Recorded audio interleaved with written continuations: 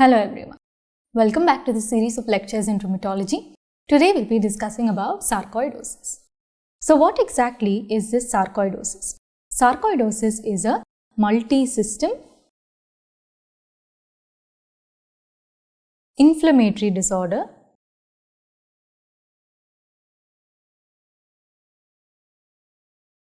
which is characterized by the formation of one important pathological entity, which is granulomas. Okay, so in other words, sarcoidosis is a granulomatous inflammatory disorder. So where have we learnt of granulomas prior? Granulomas we have learnt of in tuberculosis. So we see necrotizing granulomas which are characterized by caseated necrosis in TB. So how is sarcoid granuloma different from TB granuloma? So the granulomas in sarcoidosis is a non-necrotizing, non-caseating granuloma. Right? So what do you mean by that? Granuloma is a pathological entity. In sarcoidosis, the granulomas are most commonly found in the lungs and lymph nodes. Okay? So these granulomas, what are they comprised of? So they are comprised of a collection of cells which are called as the epithelioid cells, and you have multinucleate giant cells, right? And you have macrophages. So epithelioid cells, multinucleate giant cells and macrophages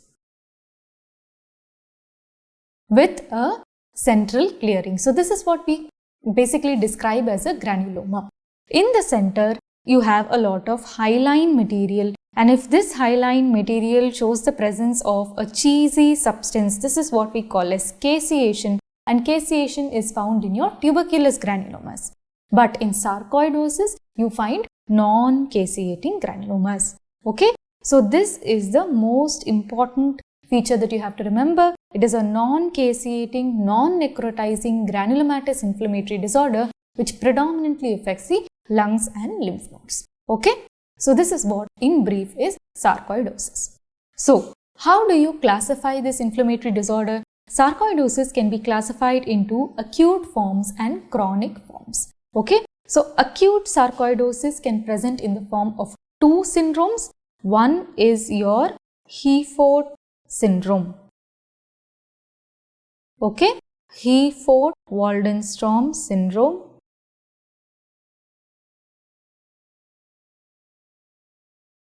And then the other type of acute sarcoidosis is called as your Lofgren syndrome. Lofgren syndrome is also known as Uveitis fever.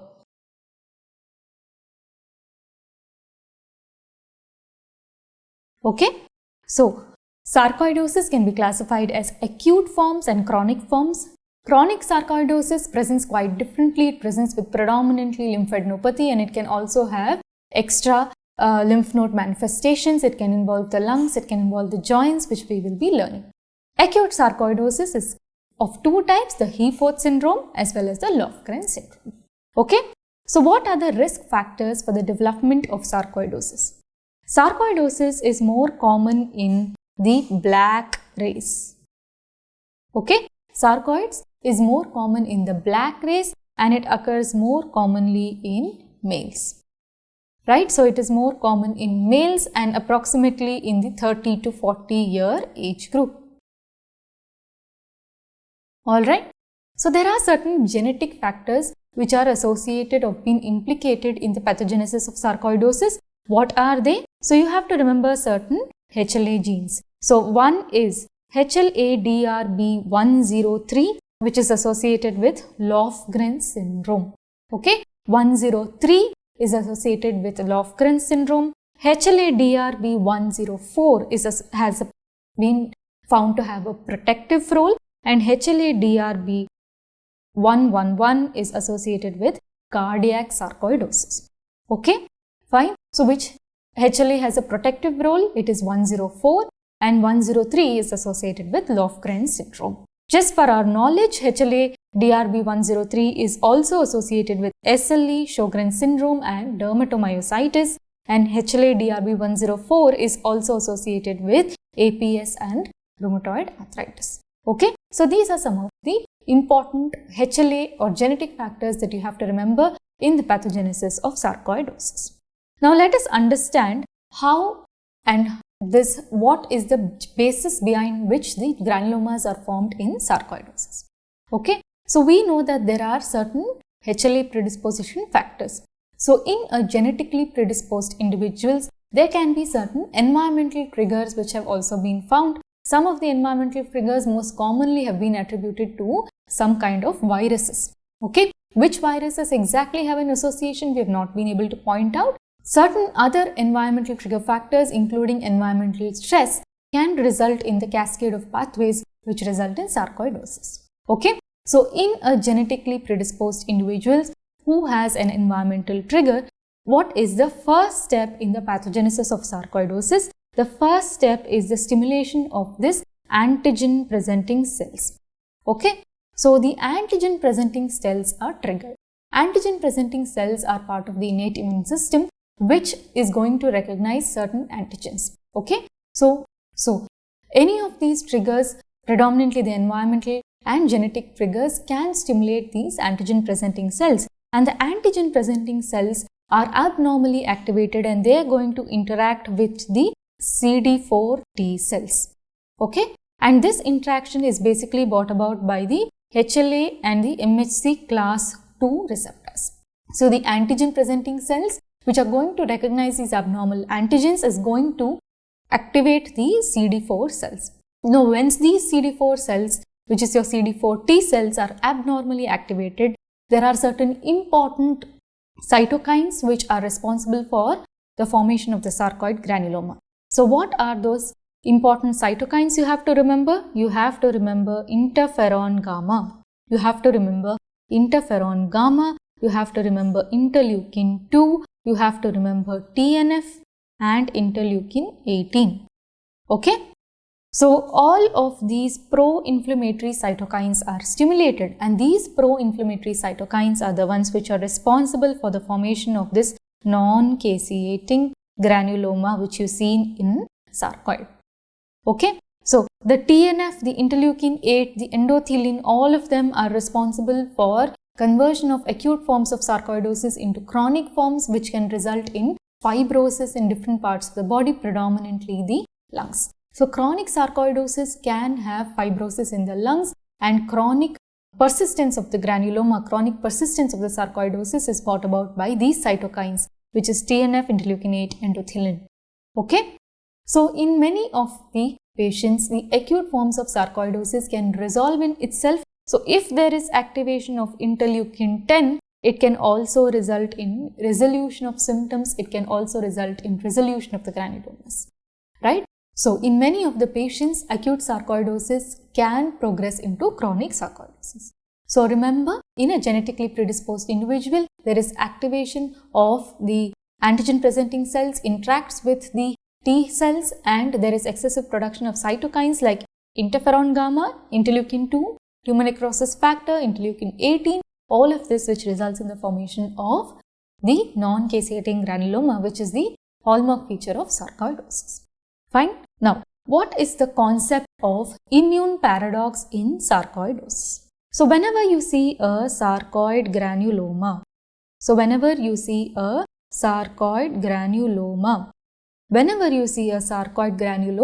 there is increased lymphocytes. Okay, there is increased lymphocytes. But in the peripheral blood of a patient with sarcoid, there is lymphopenia. Okay, so this is what we call as the immune paradox in sarcoid. So there is lymphopenia in the blood, but there is lymphocytosis within the granulomas in sarcoid, and this is what we call as the immune paradox in sarcoidosis. Alright, fine. So till now, what have we learned? We have learned that sarcoid is a multisystem inflammatory disorder with the hallmark feature being a non-caseating, non-necrotizing granulomatous inflammation predominantly involving the lungs and the lymph nodes. Okay, we have learnt about what are all the risk factors and how there is a sarcoidosis is triggered and how the granuloma is formed. Now let us understand the clinical features of sarcoidosis one by one. So first we will be discussing about acute sarcoidosis. Under the acute sarcoidosis we come to the Lofgren syndrome. Okay, so what is the triad of clinical features in Lofgren syndrome? Lofgren syndrome is a triad of acute sarcoidosis which is characterized by predominantly arthritis, erythema nodosum and hilar lymphadenopathy.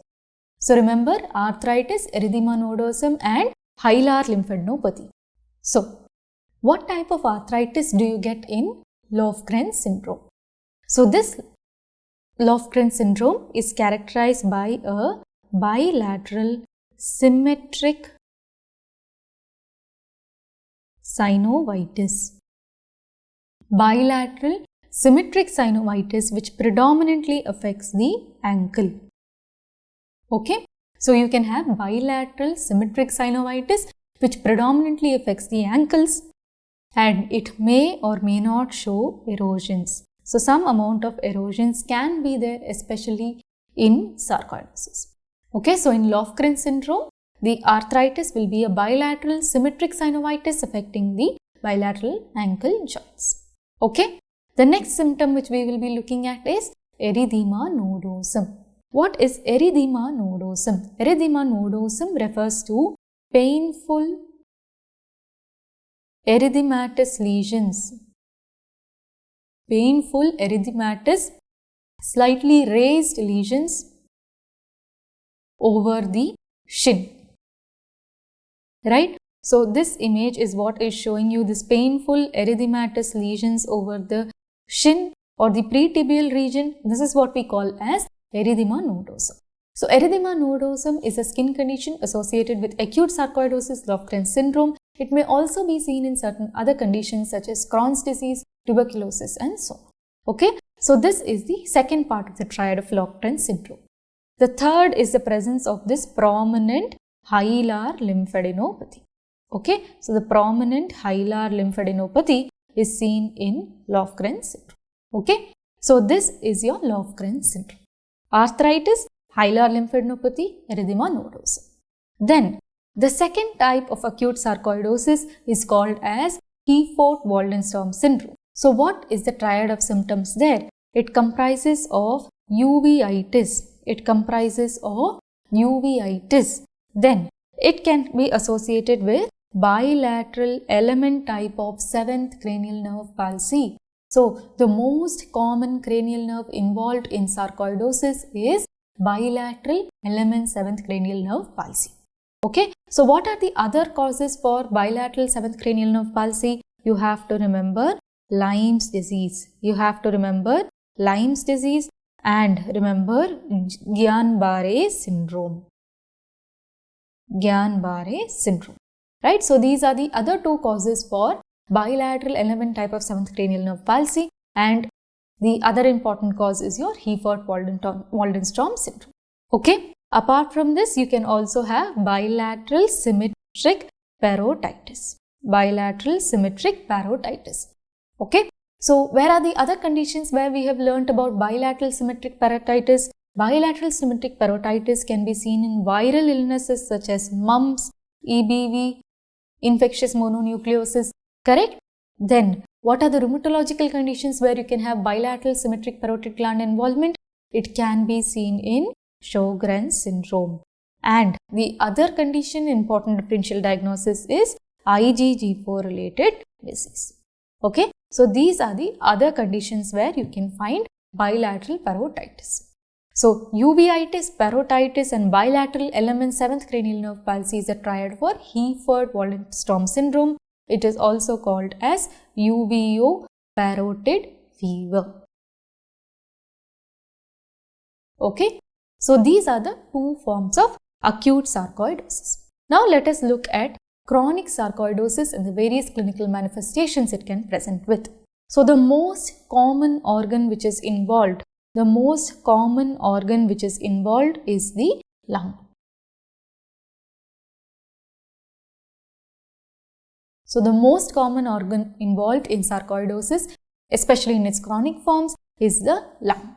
So lung involvement in sarcoidosis can be staged depending upon whether the parenchyma is involved or only the nodes are involved. Okay, so this staging system of lung involvement in sarcoid is called as Cadding's staging system. Okay, so what is the name of the staging system? It is Cadding's staging system. Okay, so stage 1. In stage 1, as you can see in the image, there is only evidence of bilateral hilar lymphadenopathy.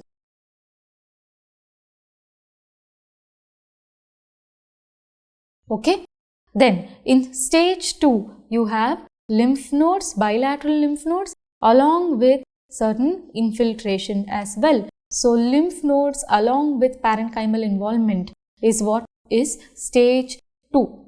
Then in stage 3, there is a paradox. Why? Because the lymph nodes have regressed. So there are no lymph nodes, but you can see that the parenchymal involvement has increased. So the infiltration has increased, but the lymph nodes have regressed. So this is another paradox that we see in sarcoid. The first paradox that we had seen was the immune paradox, where you have lymphopenia in the blood, but lymphocytosis or lymphocyte rich in your histopathological examination.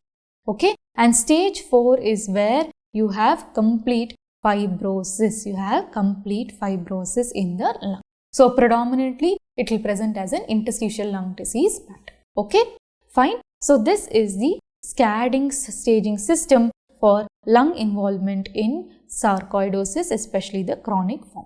So stage 1 is predominantly hilar lymphadenopathy. Stage 2 is lymphadenopathy along with parenchymal involvement. Stage 3 is where the lymph nodes are not there. There is only parenchymal involvement. And stage 4 is complete fibrosis. Okay, fine. So sarcoid in the lung can present with hilar lymphadenopathy and interstitial lung disease. Then skin involvement. Skin involvement in sarcoid, you can have a characteristic rash which is called as Lupus Pernio. The characteristic rash which you see in sarcoid, chronic sarcoidosis, is called as Lupus Pernio, which is characterized by purplish lesions, over the predominantly face. It can be found over the nose, it can be found over the ear as well, in the pinna, right? So these purplish lesions that you see is a skin rash which is characteristic of chronic sarcoidosis, and do not confuse it with the skin rash which you find in SLE, okay, because that is a malar rash which is completely different, which is a photosensitive rash. This is not a photosensitive rash. So the characteristic skin rash of sarcoid is called as Lupus Pernio. Okay, clear? Then chronic sarcoidosis can also involve the eye, and here it can result in a chronic form of uveitis. Then when we come to the endocrine manifestations of sarcoidosis, very characteristic endocrine manifestation is hypercalcemia. Why do you find hypercalcemia in your chronic sarcoidosis? That is because the granulomas can produce 1,25-dihydroxy vitamin D, right? So the granulomas can ectopically produce excess amount of 1,25-dihydroxy vitamin D and result in vitamin D excess, which can result in hypercalcemia. Clear? So this is a very important mechanism that you have to remember. Okay, so endocrine manifestation of sarcoid, remember hypercalcemia. Then the central nervous system manifestation, the most common whenever you speak about neurosarcoidosis is that you have to remember multiple cranial nerve palsies. Okay, neurosarcoidosis can be associated with multiple cranial nerve palsies. Remember that sarcoidosis is predominantly an infiltrative disorder, and hence it can also infiltrate the pituitary and it can mimic a pituitary mass-like lesions.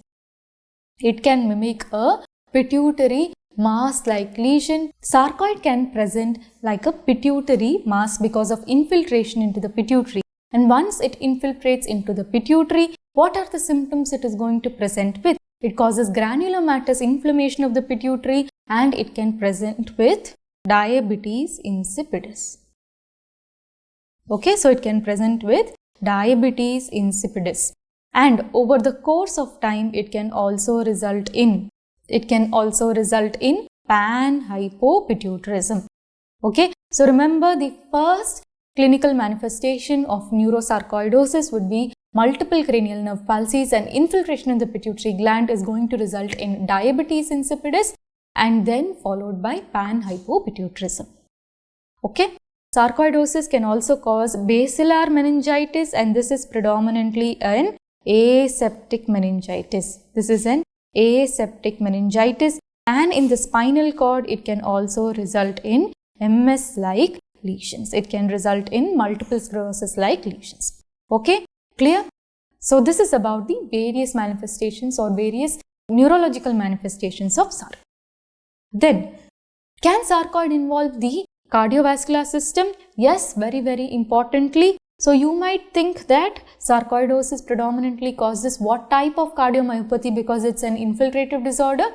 So you might think that restrictive cardiomyopathy is the most common type of cardiomyopathy in sarcoid. However, that is not true. The most common type of cardiomyopathy is in fact a dilated cardiomyopathy.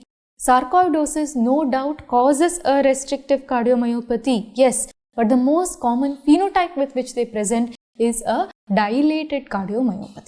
Okay, so it causes dilated cardiomyopathy, it can cause restrictive cardiomyopathy. The sarcoid granulomas can also infiltrate into the conduction system of the heart. It can also infiltrate into the conduction system of the heart. Okay, so this can result in fatal bradyarrhythmias as well. Then, in the liver, since it's an infiltrative disorder into the liver, it can cause markedly elevated ALP levels. It can cause markedly elevated ALP levels. It can also infiltrate into the bone marrow and result in pancytopenia. It can result in pancytopenia. In the kidneys, sarcoidosis in the kidneys is usually associated with renal tubular acidosis. So sarcoidosis can be associated with renal tubular acidosis. Sarcoidosis in the kidney can be associated with renal tubular acidosis. Then, if it is associated with severe hypercalcemia, it can result in acute kidney injury, and in chronic forms, it is associated with a secondary membranous glomerulonephritis, which can present in the form of a nephrotic syndrome, membranous glomerulonephritis. Okay, so this is about the various other clinical manifestations of chronic sarcoidosis, and very importantly, the most important which we have to highlight here is the most common involvement is in the form of lung involvement along with lymphadenopathy. Okay, so lung involvement along with lymphadenopathy, right?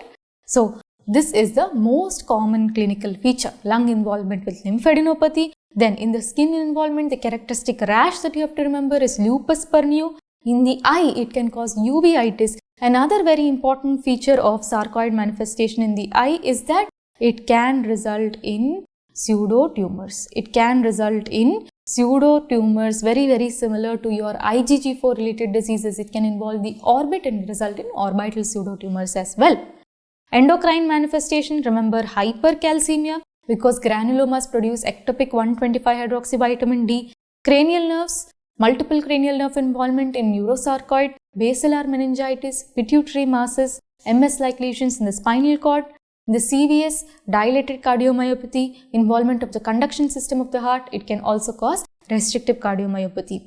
Elevated ALP because of infiltration into the liver, infiltration into the bone marrow can cause pancytopenia. In the kidney, it can cause a membranous glomerulonephropathy as well. So this is about the various manifestations in which sarcoidosis can present. Alright, clear? So now let us move on to how will we investigate and manage a patient of sarcoidosis. So in the blood, what will you find? So sarcoidosis is an inflammatory disorder. So you will find raised inflammatory markers. So you will find raised ESR, raised CRP. Okay, C-reactive protein will be elevated. Apart from that, you may find elevated serum ACE levels. Okay, serum angiotensin converting enzyme levels will be elevated in the blood of a patient with sarcoidosis.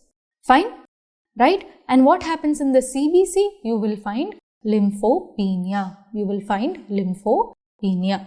Fine, okay. Then in the X-ray, what will you find? If there is involvement of pulmonary, so it says evidence of pulmonary sarcoidosis, you will find evidence of hilar lymphadenopathy, you may find evidence of interstitial lung disease in the form of reticulations.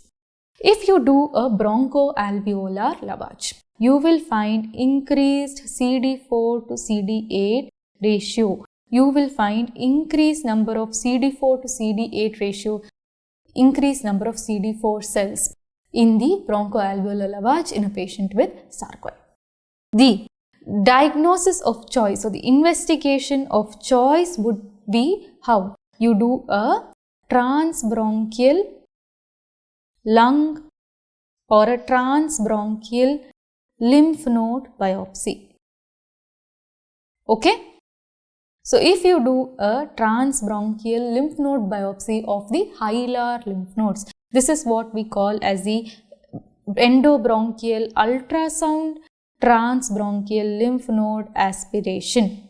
Okay, this is what we call as the EBUS TBNA, EBUS TBNA.